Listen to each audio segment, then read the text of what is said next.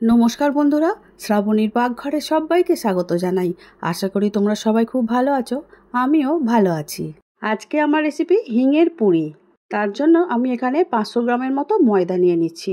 তোমরা তোমাদের ফ্যামিলির পরিমাণ অনুযায়ী নিয়ে নিও ময়দাটা। এবারে এখানে দিচ্ছি সাদা তেল, বেশ অনেকটাই, 4-5 চামচের মতো। তারপরে দিলাম পরিমাণ মতো নুন, দিয়ে খুব ভালো করে ময়দাটাকে প্রথমে মেখে নিতে হবে। আমি এর মধ্যে কোনো আর মশলা দিলাম না। এবারে রুম টেম্পারেচারে থাকা জল দিয়েই খুব ভালো করে ময়দাটাকে ঠেসে ঠেসে মেখে রেখে দেব 10 মিনিটের জন্য আলাদা ঢাকা দিয়ে। এই মুহূর্তে যে সকল বন্ধুরা আমার ভিডিও দেখছো, যদি ভালো লেগে থাকে লাইক শেয়ার সাবস্ক্রাইব করে শ্রাবণীর পাকঘর চ্যানেলটির পাশে থেকে যাওয়ার অনুরোধ রইল। পাশে থাকা বেলটা অবশ্যই প্রেস করে দিও, তাতে যখনই নিত্য নতুন রান্না ছাড়বো সবার আগে তোমাদের কাছেই পৌঁছে যাবে। আর ফেসবুক পেজ থেকে দেখছো বন্ধুরা, প্লিজ পেজটিকে ফলো করে দিয়ে আমার পাশে থাকার অনুরোধ রইল।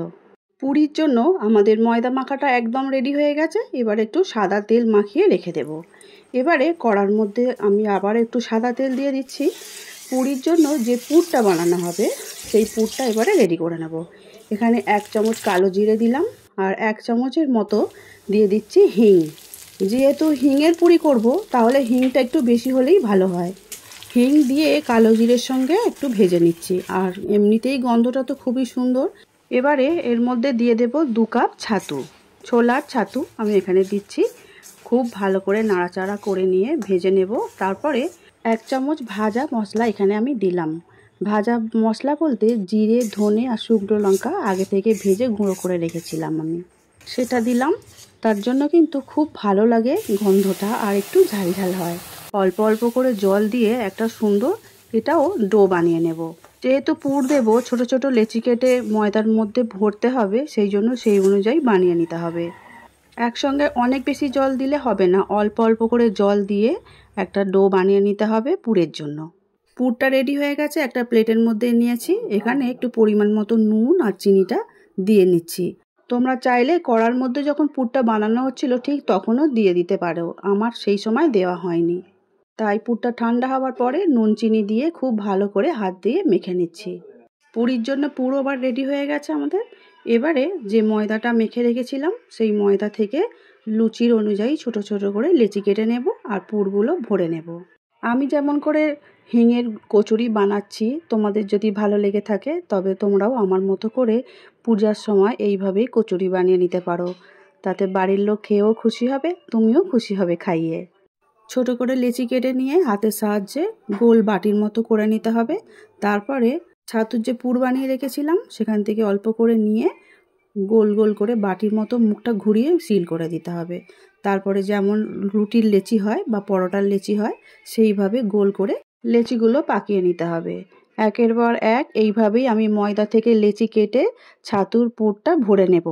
আর হিঙের পুরির জন্য পুরিগুলো একসঙ্গে রেডি করে নেব।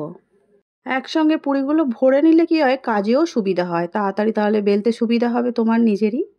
আমি যখনই হিঙের কচুরি বানাই ঠিক এইভাবেই বানাই, আর সেটা খুবই ভালো হয় খেতে, তাই জন্য তোমাদের সঙ্গে আমি শেয়ার করছি। আর তোমাদের যদি আমার বানানো হিঙের কচুরি ভালো লেগে থাকে অবশ্যই কমেন্টে জানাবে, আর বানাবে বাড়িতে অবশ্যই। কেমন লাগলো খেয়ে সেটাও অবশ্যই আমাকেই জানিও।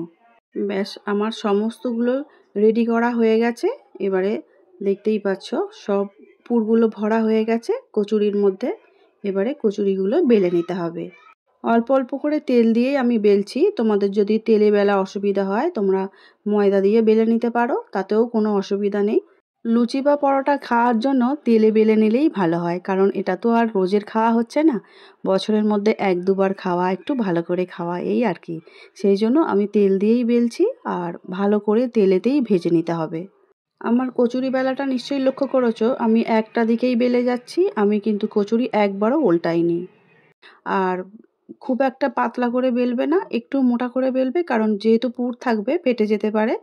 সব কচুরিগুলোই খুব ভালো করে বেলা হয়ে গেছে। এবারে 2 জায়গায় ভাগ করে নেব, কারণ একসঙ্গে সব যেহেতু বেলা হয়ে গেছে জড়িয়ে যেতে পারে, সেই জন্য প্রথম যে কচুরিগুলো বেলেছিলাম সেগুলো আগে ভেজে নেব। কড়া বসিয়ে দিয়েছি, কড়ায় পর্যাপ্ত পরিমাণে সাদা তেল দিয়ে দিয়েছি।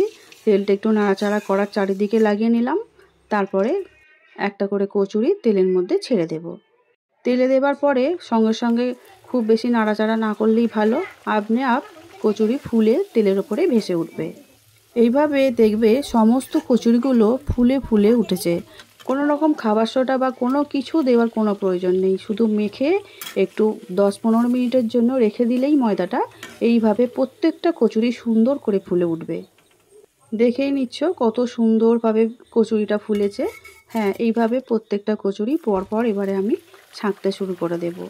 আর কচুরিগুলো এত সুন্দর সেন্ট হয়েছে কি বলবো, কচুরি ভাজার সময়ও দারুণ গন্ধ বেরিয়েছে। আবারও একটা কচুরি ভাজা হয়ে গেল, ওই একই প্লেটের মধ্যে তুলে নিচ্ছি। একই রকমভাবেই প্রত্যেকটা কচুরি আমাদের ভেজে নিতে হবে। কচুরির সঙ্গে আমি একটু ঘুগনি বানিয়েছিলাম। না, ঘুগনিটা কিন্তু নিরামিষ বানাইনি, পেঁয়াজ আদা রসুন দিয়েই বানিয়েছি। তোমরা যদি নিরামিষের দিনে এইভাবে কচুরি বানাও তাহলে অবশ্যই নিরামিষ ঘুগনি বানিও, কিংবা নিরামিষ আলুর দম। সমস্ত কচুরিগুলো কিন্তু ভাজা হয়ে গেছে, আমি একটা সার্ভিং প্লেটের মধ্যে তুলে নিয়েছি। এবারে আমাকে রেডি করে নিতে হবে ঘুগনিটা। আমি একটা ছিঁড়ে দেখিয়ে দিচ্ছি কচুরিটা কত দুখল হয়ে ফুলেছিল আর কত সুন্দর হয়েছে, শুধু একবার দেখো। ছিঁড়তে গিয়েই দেখতে পাচ্ছ পুরো দুখল হয়ে খুলে যাচ্ছে। এইভাবে কিন্তু প্রত্যেকটা কচুরি একইভাবেই ফুলেছে আমার। আমি আবারও বলছি বন্ধুরা, আমার বানানো হিঙের কচুরি তোমাদের কেমন লাগলো প্লিজ কমেন্টে জানিও। আজ তাহলে আসি বন্ধুরা, দেখা হবে অন্য দিন নতুন রেসিপি নিয়ে। সবাই খুব ভালো থাকবে, সুস্থ থাকবে। ভিডিওটি দেখার জন্য অসংখ্য অসংখ্য ধন্যবাদ।